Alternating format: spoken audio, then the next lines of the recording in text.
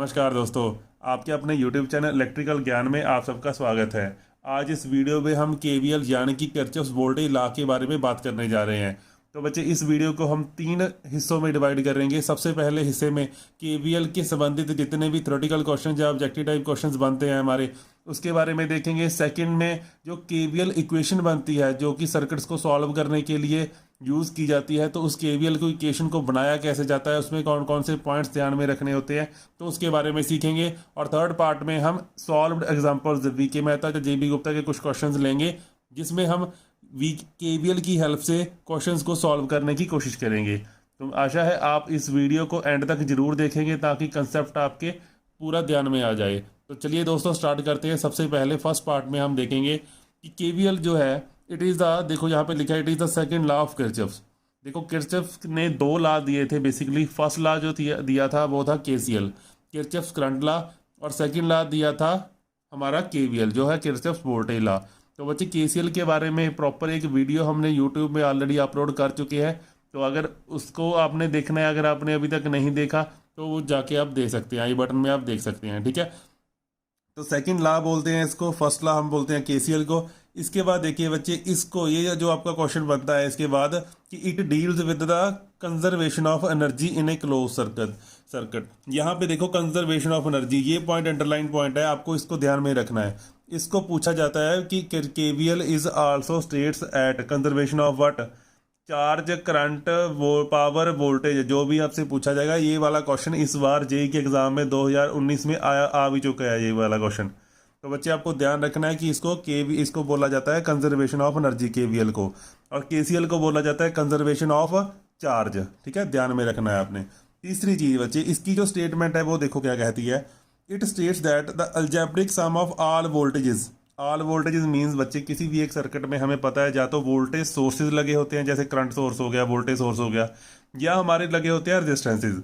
तो रेजिस्टेंसेज में होने वाला जो सारा ड्रॉप होता है वो हमेशा किसके इक्वल होगा, हमारा वो होता है हमारा टोटल जो वोल्टेज सोर्सेज लगे होते हैं उसकी वोल्टेज के, ठीक है। तो यही कह रहा है कि अलजेब्रिक सम, अलजेब्रिक का मतलब कि वोल्टेज ड्रॉप्स जो होते हैं उसको हम माइनस में लेते हैं, और जो हमारे वोल्टेज सोर्सेज होते हैं उसको हम प्लस में लेते हैं। तो अलजेब्रिक सम मैं इसको बता भी दूंगा, प्लस माइनस एक डायग्राम की हेल्प से मैं बाद में बता भी दूंगा नेक्स्ट पार्ट में। तो अभी आपने ये याद करनी है सिर्फ चीज़, algebraic sum of all the voltages around any circuit loop close loop is equal to 0, ठीक है बच्चे। तीसरी चीज़ यही वही जो मैंने बताई थी कि टोटल जो वोल्टेज सोर्सेज होते हैं वो सारे का सारा वोल्टेज ड्रॉप करवाते हैं, किसमें, जो आपके रेजिस्टेंसेज, जहाँ कोई भी सर्किट एलिमेंट्स, जैसे आपका रेजिस्टेंस हो गया, कैपेसिटर हो गया, या इंडक्टर हो गया, जो भी आपका एलिमेंट लगा होगा उसमें जो वोल्टेज ड्रॉप होगा वो सारे वोल्टेज ड्रॉप्स इक्वल होंगे जितनी भी हम उस सर्किट में वोल्टेज प्रोवाइड करेंगे। लास्ट है बच्चे, ये जो हम इक्वेशन बनाते हैं क्वेश्चंस को सॉल्व करने के लिए, इस इक्वेशन को हम मैश एनालिसिस या फिर लूप एनालिसिस भी बोल सकते हैं। अब मैश और लूप में क्या फ़र्क होता है, इसके लिए चलते हैं हम वीडियो के नेक्स्ट पार्ट में। तो चलिए दोस्तों, बेसिक डिफरेंस देख लेते हैं मैश और लूप के बारे में। सबसे पहले देखिए, सर्किट एलिमेंट क्या होता है आपका। आपकी किसी भी इलेक्ट्रिकल सर्किट में जो भी आपके ऑपरेटर्स लगे होंगे, जो भी आपके कंपोनेंट लगे होंगे, उन कंपोनेंट्स को बोला जाता है सर्किट एलिमेंट्स। जैसे इस सर्किट में आपको दिख रहा है कि एक ये रेजिस्टेंस लगी हुई है, 3 रेजिस्टेंसेज हैं, R1, R2 और R3। इन तीनों रेजिस्टेंसेज को हम सर्किट एलिमेंट बोल सकते हैं। साथ ही यहाँ पे एक वोल्टेज सोर्स लगा हुआ है और एक यहाँ पे लगा हुआ है करंट सोर्स। तो ये सारे जो हमारे ऑपरेटर्स हैं, 1 2 3 4 5 के 5, ये जो हमारे ऑपरेटर्स हैं, जो कंपोनेंट्स हैं, इनको हम सर्किट एलिमेंट्स बोलते हैं, पहली बात। दूसरी बात देखो, मैश और लूप में क्या डिफरेंस है। Mesh is the elementary path. Elementary path means अगर हम कहीं से भी पूरे सर्किट में, ये जो आपका सर्किट बना हुआ है, अगर कहीं किसी भी एक पॉइंट से हम चलना स्टार्ट करें, ट्रेस करना स्टार्ट करें सर्किट को, मान लीजिए मैं ए से स्टार्ट करता हूँ, तो ए से स्टार्ट करके मैं पहुंचा बी तक, बी से मैं सी तरफ भी जा सकता हूँ। चलो पहले चलते हैं ई की तरफ। तो ए, बी, ई, एफ और ए, दोबारा फिर मैं घूम के वहीं पे आ गया जहाँ से मैंने पाथ को ट्रेस करना स्टार्ट किया था। तो ये जो है हमारी ये हमारी मैश होगी, ये वाली, ये जो क्लोज पाथ है, इस क्लोज पाथ को हम मैश बोलते हैं, पहली बात। दूसरी बात, या फिर मैं क्या बोल सकता हूं कि अगर मैं बी से स्टार्ट करता, ठीक है, देखो ये तो सेम ही हो जाएगा। देखो पहले मैं मैश लिख लेता हूं कि हमारी पहली मैश कौन सी है, ए बी ई एफ, ए दोबारा फिर लिखना है बच्चे। ये क्लोज पाथ शो करता है कि ए पहले भी है और बाद में भी है, तो क्लोज पाथ तो होना ही चाहिए किसी भी लूप में या मैश में। अभी हम मैश देख रहे हैं, तो मैश है हमारी ए बी ई एफ ए, ये वाली। क्लियर। दूसरी मैश जो है वो क्या है बच्चे, बी से अगर हम स्टार्ट करें तो बी से हम सी की तरफ जाएंगे, फिर हम सर्किट को ट्रेस करते हुए डी तक आएंगे, फिर ई तक आएंगे, फिर बच्चे बी तक ही जाना है। तो दूसरी जो हमारी मैश है वो है बी सी डी ई और दोबारा फिर बी, तो ये होगी हमारी सेकंड मैश। अब देखो फिर लूप, इसमें सिर्फ दो ही मैशेज हैं। इसके बाद देखो लूप क्या होती है। लूप होती है बच्चे जिसमें नंबर ऑफ मैशेज इंक्लूडेड होती हैं, एक से ज़्यादा मैशेज जो यहाँ पे होती हैं उसको हम लूप बोलते हैं। या फिर कह लो सर्किट का ये एक तो ये था कि लीस्ट रजिस्टर पास, या कह लो कि पास में से हम मुड़ गए है ना, सर्किट को पाथ को ट्रेस करते करते हम नियरेस्ट ब्रांचेस में से होते हुए अपने पॉइंट तक पहुंच गए। अगर हम नियरेस्ट पाथ ना लेते, बाईपास ले लेते, यहाँ से चलते A B C D E F A, अगर इस तरीके से जाते तब ये हमारी हो जाती लूप। तो लूप यहाँ पे कौन सी है, A B C D E F और ए। तो यहाँ पे बेसिकली दो हमारी मैशेज हैं और एक हमारी लूप है। क्लियर होगी बच्चे बात ये। तो चलो इसके बाद देखते हैं हम कि सम ऑफ ऑल जो हमने लिखा था, ऑल वोल्टेज ड्रॉप्स और वोल्टेज सोर्सेज जो हमारी जीरो होती हैं वो कैसे होती हैं। तो चलो नेक्स्ट पार्ट की तरफ चलते हैं। तो देखिए ये सर्किट मैंने आपके लिए बनाया है। इस सर्किट में 3 रेजिस्टेंसेज और 2 वोल्टेज सोर्सेज आपस में सीरीज में लगे हुए हैं। सीरीज में लगे हुए हैं तो ये एक क्लोज पाथ है। तो क्लोज पाथ, इसको लूप बोल लो, मैश बोल लो, इसको आप कुछ भी बोल सकते हो, ठीक है। इसमें कंफ्यूज होने की जरूरत नहीं है। तो बच्चे इस लूप में अगर हम देखें कि कितने करंट जाएंगे बच्चे, डिफरेंट कितने करंट, सिर्फ एक करंट जाएगा, तो उस करंट की डायरेक्शन क्या होगी बच्चे। उस करंट की देखो, जो करंट किसी भी जो सर्किट में करंट फ्लो होता है वो होता है हमारा पॉजिटिव से नेगेटिव। तो पॉजिटिव हमेशा जो वोल्टेज सोर्स होता है वो पॉजिटिव से करंट को एमिट करता है। तो इस साइड जाएंगे तो ये वाला वोल्टेज सोर्स भी इस साइड एमिट कर रहा है। तो टोटल सर्किट में जो करंट है हमारा वो इस साइड फ्लो कर रहा है। पहली बात ये आपको ध्यान में रखनी है। दूसरी बात बच्चे यहाँ पे देखो, अगर यहाँ पे हम बात कर रहे थे sum of all voltages means voltage sources और वोल्टेज ड्रॉप्स के बारे में। तो वोल्टेज सोर्सेज कौन कौन से हैं और वोल्टेज ड्रॉप्स यहाँ पे कौन कौन से हैं, ड्रॉप्स यहाँ पे कौन कौन से हैं। तो वोल्टेज सोर्स कौन कौन से हैं बच्चे, देखो वोल्टेज सोर्स हमारा है V1 ये वाला और V2, ये दो हमारे वोल्टेज सोर्सेज हैं। इनका जो हमारा टोटल सम होगा वो किसके इक्वल आएगा, जो वोल्टेज ड्रॉप्स। वोल्टेज ड्रॉप कहाँ पे होता है बच्चे, रेजिस्टेंस के क्रॉस। ये रेजिस्टेंस हमें दी गई है। वोल्टेज ड्रॉप का हमने पहले जैसे क्वेश्चंस किए थे उसमें देखा था कि वोल्टेज ड्रॉप निकालते कैसे हम, I इंटू आर से। तो अगर हम मान लें कि इस पूरे सर्किट में हमारा जो करंट है वो कितना फ्लो हो रहा है, हमारा I1 फ्लो हो रहा है, मान लीजिए ये हमने अपनी तरफ से मान लिया। I1 की वैल्यू कुछ भी हो सकती है, हमने इसका नाम लिख लिया कि इस सर्किट में जो करंट फ्लो हो रहा है वो I1 हो रहा है। अगर इस सर्किट में I1 करंट फ्लो हो रहा है बच्चे, तो यहाँ पे I3 के क्रॉस होने वाला जो वोल्टेज ड्रॉप होगा वो कितना होगा, वोल्टेज ड्रॉप होता है I इंटू आर। तो यहाँ पे जो करंट फ्लो हो रहा है वो हमारा I1 और जो रेजिस्टेंस की वैल्यू है वो हमारी R3, ठीक है। तो ये हमारी यहाँ पे इस रेजिस्टेंस के क्रॉस जो हमारा वोल्टेज ड्रॉप हो रहा है वो है I1 R3। और यहाँ पे जो हमारा वोल्टेज ड्रॉप है वो है I1, क्योंकि करंट सीरीज में सेम ही होता है, I1 लिखा जाएगा और R2 दूसरी चीज। और यहाँ पे जो हमारा वोल्टेज ड्रॉप हो रहा है ये कितना है हमारा I1 R1। ये पता चल गया बच्चे, बताना अगर नहीं पता चला। तो हमारे पास कितने वोल्टेज ड्रॉप्स हैं, वोल्टेज ड्रॉप्स कितने हैं हमारे पास, I1 R1, दूसरा I1 R2, तीसरा I1 R3। तो ये 3 वोल्टेज ड्रॉप्स हैं। 2 चीजें क्लियर होगी बच्चे। अब इसके बाद हमें मार्किंग करनी है, हमें पोलैरिटी मार्क करनी है किसकी, वोल्टेज सोर्सेज जो हमारे पास गिवन होंगे उसकी पोलैरिटी हमें ऑलरेडी गिवन है, प्लस कहाँ पे है माइनस कहाँ पे है, ठीक है। आपको यहाँ पे वोल्टेज ड्रॉप्स की पोलैरिटी मार्क करनी है बच्चे। वो कैसे हम करते हैं, देखो इसके लिए आपको पता होना चाहिए कि जिस साइड आपका करंट एंटर कर रहा है बच्चे, जिस रेजिस्टेंस के जिस साइड से करंट एंटर करेगा वो वाला जो हिस्सा होगा वो वाला जो हमारा पाथ होगा वो उसकी जो पोलैरिटी होगी वो पॉजिटिव होगी। तो यहाँ पे हमारा इस वोल्टेज ड्रॉप का ये वाली जो पोलैरिटी है ये पॉजिटिव है, ये हमारी नेगेटिव है। यहाँ पे एंटर करंट कहाँ से किया, इस साइड से, तो ये हमारा पॉजिटिव हुआ, ये हमारा नेगेटिव हुआ, ये हमारा पॉजिटिव और ये हमारा नेगेटिव। अब अलजेब्रिक सम का मतलब है अगर हम सबको प्लस कर दें तो आपको कहाँ से चलना है, कहीं से भी, ए बी अगर मान लीजिए यहाँ पे लिखा है तो सी डी। तो अब हम यहाँ पे अगर इक्वेशन बनाएं in loop A B C D, यहाँ तक ए बी सी डी, तो ये कंप्लीट होगी बच्चे लूप। डी गलत है, ई ए तक दोबारा आना है हमें, ठीक है, क्योंकि लूप उसको बोलते हैं जब हमारा क्लोज सर्किट हो जाता है। ठीक है बच्चे, अब देखो हम यहाँ से चलना स्टार्ट करते हैं ए से। उसके बाद आपको क्या करना है बच्चे, अलजेब्रिक सम हमने क्या करना है, जब हम यहाँ से चलेंगे ए से तो सबसे पहले हमें नेगेटिव दिख रहा है, बाद में हमें दिख रहा है पॉजिटिव। तो केवीएल में जब लूप इक्वेशन लेते हैं तो हमेशा जो पीछे वाला साइन होता है वो हमेशा वही लिखा जाता है। तो पीछे वाला साइन कौन सा है बच्चे हमारा, इस तरीके से अगर जाए, पहले हमें माइनस दिखा, बाद में दिखा हमें पॉजिटिव, तो सबसे पहले लिखेंगे बच्चे पॉजिटिव कितना V1। ठीक है, इसके बाद आगे अगर हम जाएं तो यहाँ पे हमें पहले क्या दिखा बच्चे पॉजिटिव, बाद में हमें क्या दिखा नेगेटिव, तो हम लिखेंगे -I1R3। तो कुछ बच्चों ने ऑलरेडी किसी और यूट्यूब चैनल या फिर किसी बुक में ये चीज़ देखी होगी कि जो पहले साइन होता है हम वही मान लेते हैं। वैसे तो पूरे आंसर में अगर हम देखें तो इससे कोई प्रॉब्लम नहीं आने वाली, कि अगर आप चाहे तो जो पहले साइन दिख रहा है नेगेटिव इसको नेगेटिव ले लो, या फिर जो पहले साइन पॉजिटिव दिख रहा है पॉजिटिव ले लो। बट मेरा इसके पीछे एक छोटा सा कंसेप्ट है, जहाँ मैं एक चीज़ पूछना चाहता हूँ कि बच्चे जो वोल्टेज सोर्स होता है, वोल्टेज सोर्स जो होता है हमारा, करंट उसकी वजह से फ्लो हो रहता है ना पूरे जो सर्किट होता है।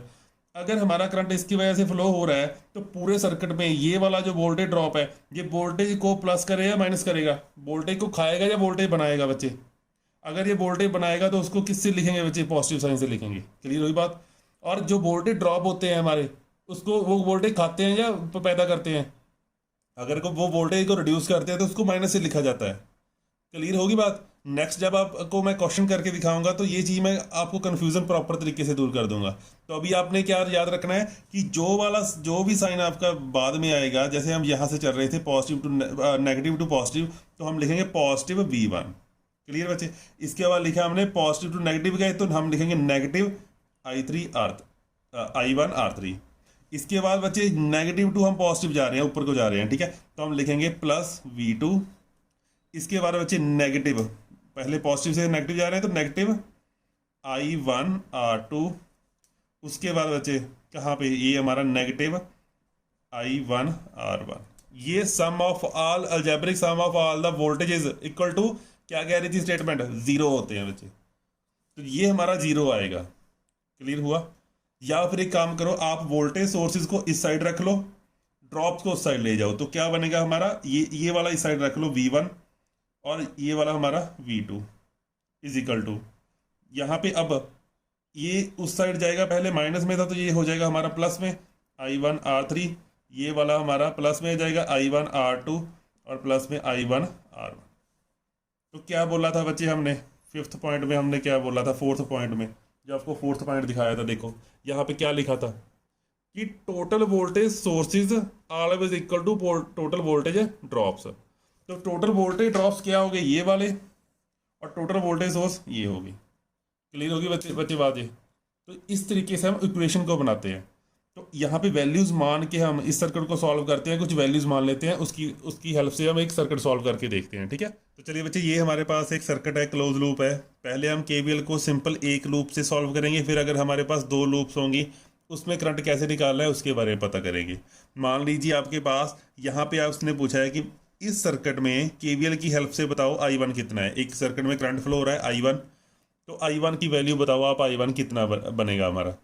तो हमें एक इक्वेशन लिखनी है, उसमें से I1 को हम निकाल लेंगे। वैसे तो ये सीधा सीरीज सर्किट भी बन सकता है, पर कई बार क्या होता है बच्चे, वो इक्वेशन बना के पूछ लेता है, इक्वेशन लिख देता है, आपके ऑप्शन में 4 इक्वेशन लिख देगा, वहाँ से हमें थोड़ा पता चलेगा अगर वैल्यू ने दी हुई है ना। तो देखो यहाँ पे कैसे बनाएंगे। सबसे पहला काम जो हमें करना है, देखो यहाँ पे है 20 वोल्ट, यहाँ पे है 4 वोल्ट। तो इस सर्किट में जो करंट होगा वो इस वोल्टेज सोर्सेज की वजह से फ्लो होगा या इसकी वजह से, इसकी वजह से बचे, क्योंकि ये हायर पोटेंशियल है, ये लोअर पोटेंशियल है। तो करंट पॉजिटिव से निकलेगा, मीन्स करंट की डायरेक्शन ये होगी। पहली बात तो क्लियर होगी आपको।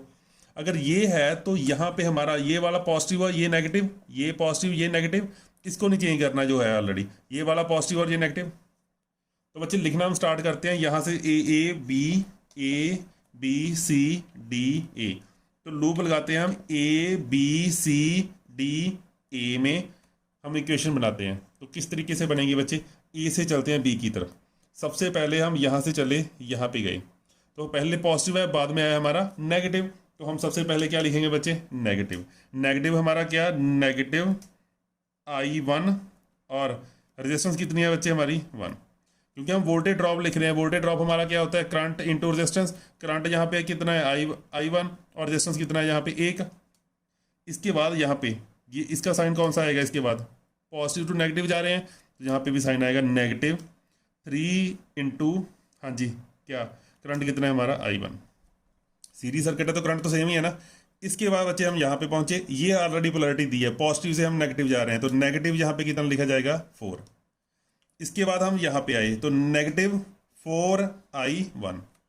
इसके बाद बच्चे हम नेगेटिव टू पॉजिटिव जा रहे हैं, तो कितना लिखा जाएगा पॉजिटिव 20 इज इक्वल टू 0। इसको सॉल्व कर लो बच्चे। ये हमारा आया 4I1, 4 और 3 और 1, 4 और 3 7, और ये आ गया हमारा 8I1। इसको हम माइनस करेंगे तो हमारा आ जाएगा +16 इज इक्वल टू 0। तो 16 इसको उस साइड लेके जाएंगे तो हमारा आ जाएगा 16 इज इक्वल टू 8I1।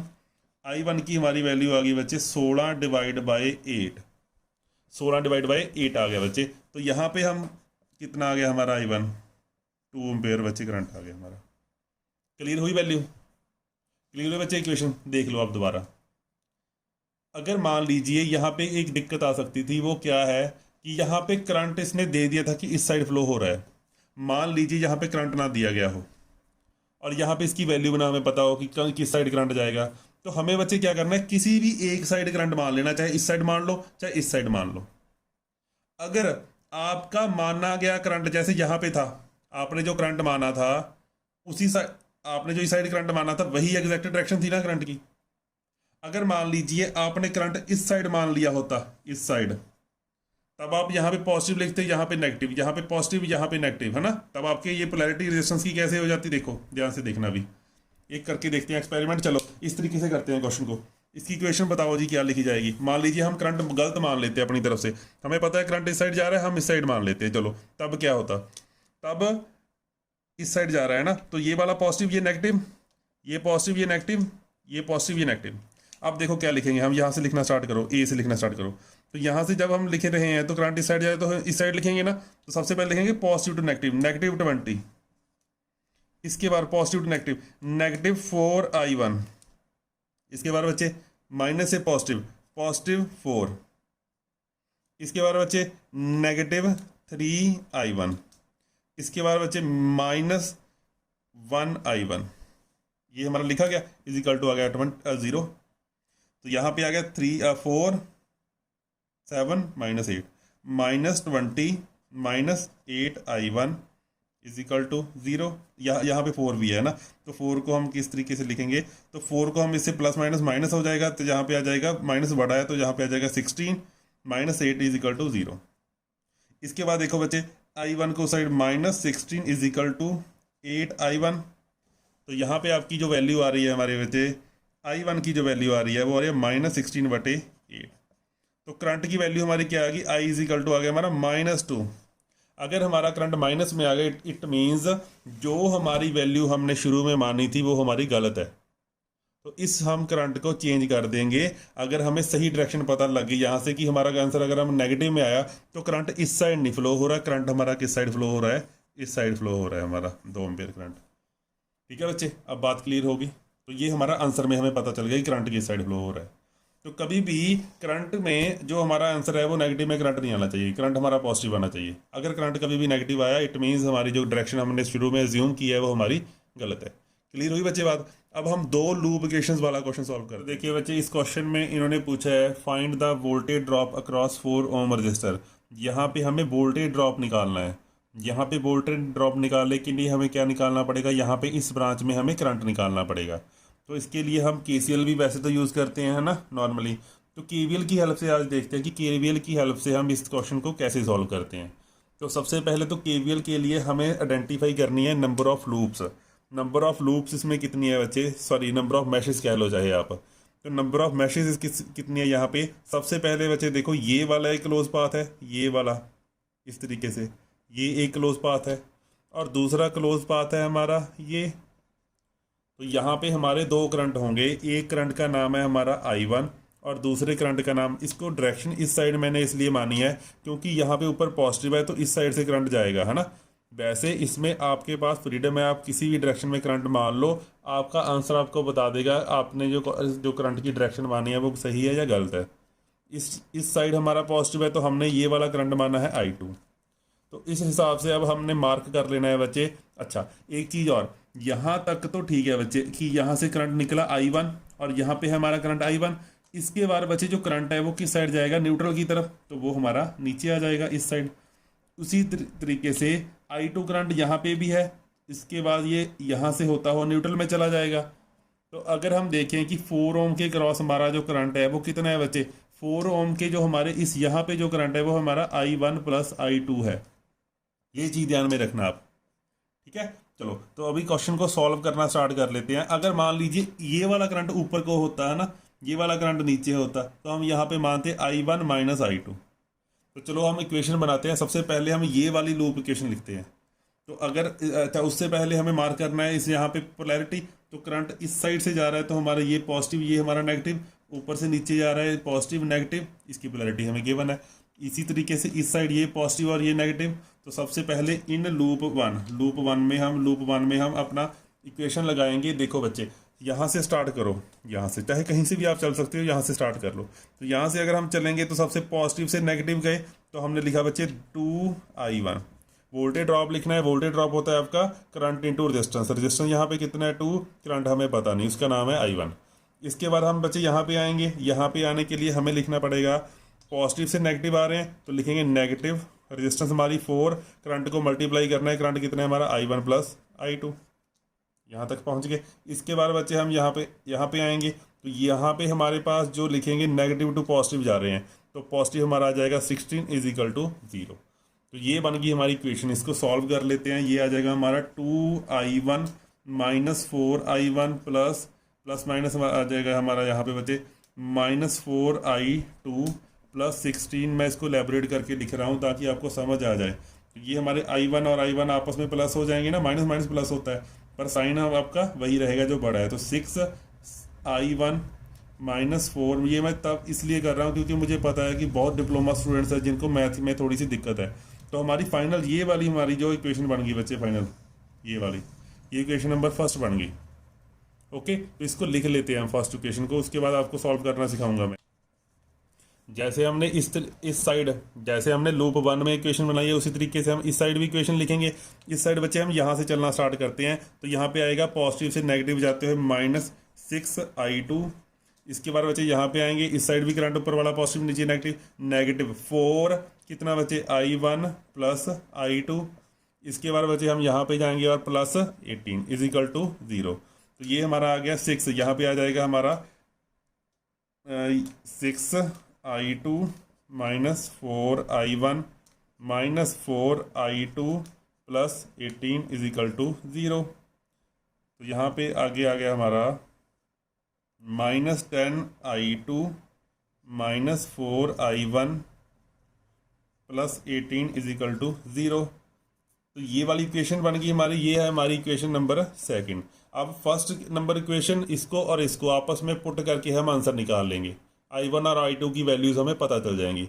जिसको तो पता है ठीक है बच्चे, वो तो स्किप कर दो इस वीडियो को, अदरवाइज मेरे साथ देखो कैसे करते हैं हम। तो बच्चे देखिए, हमने यहाँ पे 16 जो लिखा था इसको उस साइड ले गए हम, 0 के उस इक्वल टू के उस साइड ले गए, तो यहाँ पे आ गया माइनस, और उसी तरीके से ये आ गया। तो फर्स्ट और सेकंड इक्वेशन को हमने इकट्ठा लिख लिया। अब हमें क्या करना है, या तो I1 के जो हमारे कॉन्स्टेंट्स हैं उसको सेम कर लो बच्चे, जहाँ I2 के जो कॉन्स्टेंट है उसको सेम कर लो। ये हम सेम कर रहे हैं ताकि हमारा क्वेश्चन सॉल्व हो जाए, हमारे पास I1 या I2 की वैल्यू निकल जाए। तो इसको सॉल्व करने के लिए हम करते हैं, देखो ये अब इक्वल तो है नहीं, तो इक्वल करने के लिए या तो आप पूरी इक्वेशन को 4 से मल्टीप्लाई करो, इसको 6 से करो, या फिर नीचे वाली जो इक्वेशन है आपकी इसको 1.5 से मल्टीप्लाई कर लो बच्चे, सारी इक्वेशन को। तो जब हम 1.5 से मल्टीप्लाई करेंगे तो हमारा यहाँ पे आ जाएगा 6, और 10 को 1.5 से करेंगे बच्चे यहाँ पे आ जाएगा 15, और 18 को करेंगे तो 18 और 9 कितने होते हैं आपके 27। तो ये आ गया आपका, ठीक है बच्चे। इसके बाद देखो, अब I1 के जो वेरिएबल हैं इसको आपस में कट करने के लिए एक पॉजिटिव और एक नेगेटिव साइन चाहिए होता है। तो हम पूरी इक्वेशन को पूरी इक्वेशन का साइन चेंज कर देंगे। यहाँ पे नेगेटिव है, ये यहाँ पे आ जाएगा पॉजिटिव, यहाँ पे पॉजिटिव, यहाँ पे भी पॉजिटिव। अब ये वाले हमारे नए साइन आ गए। ठीक है बच्चे, ये मैथ है, ये आप खुद देख लेना। ये आ गया, अब कट गया आपका। यहाँ पे देखो बच्चे, प्लस का 15 और 14, 11 I2 आ गया बच्चे आपका, इज इक्वल टू 27 में से हम 16 माइनस करेंगे बच्चे, कितना आ गया आपका, यहाँ पे भी 11 आ गया। ठीक है जी, इस इट मीन्स I2 आपका कितना है, 11 डिवाइड बाई 11 आपका 1 एम्पेयर आ गया। अब हम I2 की वैल्यू हमें पता है, I1 में पुट कर लो बच्चे। यहाँ पे हमारी I2 की वैल्यू आ गई हमारी 6 I1 माइनस 1 पुट करना है, तो इट मीन यहाँ पे 4 ही रह जाएगा, प्लस 16 इज इक्वल टू 0। तो यहाँ पे आ जाएगा आपका -6 I1 इज इक्वल टू, यहाँ पे 4 माइनस 12 रह गए, उस साइड 12 जाके माइनस हो गए, और I1 की हमारी वैल्यू कितनी आ गई बच्चे, -12 बटे -6। तो ये कट गया हमारा 6, यहाँ पे 2 एम्पीयर करंट आ गया। तो बच्चे I1 की वैल्यू हमारी 2 और I2 की वैल्यू हमारी 1। लकीली हमारे दोनों जो आंसर हैं वो पॉजिटिव में आए हैं। इट मीन्स जो हमने डायरेक्शंस मार्क किए हैं ये बिल्कुल ठीक है। तो यहाँ पे देखो, अगर हमसे पूछे, अगर हम यहाँ पे देखो बच्चे, अभी I1 I2 दिखना, यहाँ पे ये हटा दो। यहाँ पे देखो, इस साइड से जो करंट आ रहा है, मैं किसी दूसरे कलर से शो करता हूँ। I1 की जो हमारी वैल्यू है बच्चे वो है 2 एम्पेयर। तो इस साइड से जो हमारा करंट आ रहा है I1, वो हमारा 2 एम्पेयर है। तो यहाँ पे 2 एम्पेयर करंट आ रहा है बच्चे। और जो इस साइड से I2 करंट है हमारा, I2 करंट हमारा कितना आया था बच्चे, 1 एम्पेयर। तो यहाँ से ये वाला जो सोर्स दे रहा है हमारा, कितना दे रहा है ये, 1 एम्पेयर। तो दोनों करंट यहाँ पे आके नीचे को जा रहे थे, तो यहाँ पे करंट बच्चे कितना आ गया हमारा, 2 और 1 3 एम्पेयर। तो यहाँ पे वोल्टेज ड्रॉप पूछा था इसने, तो यहाँ पे वोल्टेज ड्रॉप कितना आ जाएगा बच्चे, करंट को हम मल्टीप्लाई करेंगे, 3 को हम 4 से मल्टीप्लाई करेंगे, तो हमारा 12 वोल्ट आ गई बच्चे। और एक यहाँ पे हम एक चीज़ और देखते हैं, देखो यहाँ पे हमें पता है ना कि ये वाले टर्मिनल A और B, यहाँ पे हमारी कितनी वोल्टेज है, 12। तो हम देखते हैं बच्चे कि क्या हमारा जो सेटिस्फेक्शन हो रही है ये आंसर की। इसको देखो, इसको ध्यान से देखना बच्चे। देखो 16 वोल्टेज यहाँ पे थी, ये 16 वोल्टेज में से अगर हम ये वाले ड्रॉप माइनस कर दें तो हमारी ये वोल्टेज आनी चाहिए। देखो 16 वोल्ट यहाँ पे है, 16 वोल्ट माइनस यहाँ पे कितने ड्रॉप है बच्चे, 2 मल्टीप्लाई बाई 2 4। अगर 16 को 4 से मल्टीप्लाई माइनस करें तो कितना आ गया हमारा यहाँ पे, 12 वोल्ट।